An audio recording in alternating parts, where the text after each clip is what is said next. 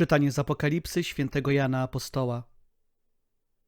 Mnie, Janowi, powiedziano: oto dwaj moi świadkowie, oni są 2 drzewami oliwnymi i 2 świecznikami, co stoją przed Panem ziemi. A jeśli ktoś chce ich skrzywdzić, ogień wychodzi z ich ust i pożera ich wrogów. Jeśli by zechciał ktokolwiek ich skrzywdzić, w ten sposób musi zginąć. Mają oni władzę zamknąć niebo, by deszcz nie zraszał dni ich prorokowania, i mają władzę nad wodami, by w krew je przemienić i wszelką plagą uderzyć w ziemię, ilekroć zechcą. A gdy dopełnią swojego świadectwa, bestia, która wychodzi z czeluści, wyda im wojnę, zwycięży ich i zabije. A zwłoki ich leżeć będą na placu wielkiego miasta, które duchowo zwie się Sodoma i Egipt, gdzie także ukrzyżowano ich Pana.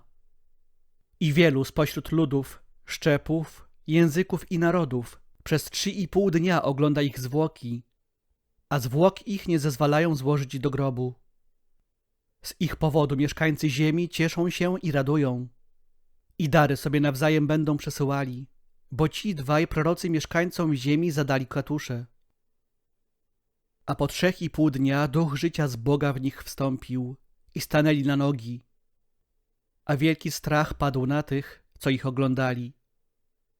Posłyszeli oni donośny głos z nieba do nich mówiący: wstąpcie tutaj. I w obłoku wstąpili do nieba, a ich wrogowie zobaczyli ich.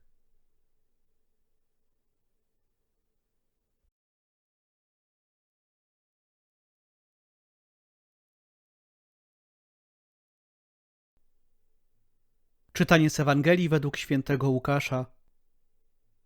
Podeszło do Jezusa kilku saduceuszów, którzy twierdzą, że nie ma zmartwychwstania, i zagadnęli go w ten sposób: Nauczycielu, Mojżesz tak nam przepisał: jeśli umrze czyjś brat, który miał żonę, a był bezdzietny, niech jego brat pojmie ją za żonę i niech wzbudzi potomstwo swemu bratu. Otóż było 7 braci. Pierwszy pojął żonę i zmarł bezdzietnie. Pojął ją drugi, a potem trzeci, i tak wszyscy pomarli, nie zostawiwszy dzieci. W końcu umarła ta kobieta. Przy zmartwychwstaniu więc, którego z nich będzie żoną?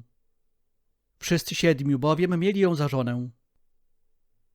Jezus im odpowiedział: dzieci tego świata żenią się i za mąż wychodzą.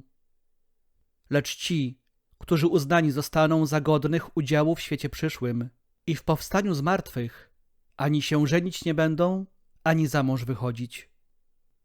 Już bowiem umrzeć nie mogą, gdyż są równi aniołom i są dziećmi bożymi, będąc uczestnikami zmartwychwstania.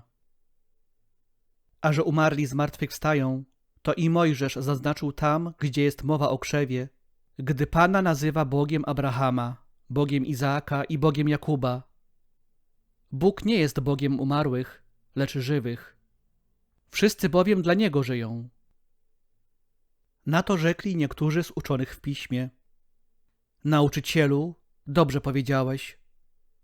I już o nic nie śmieli go pytać.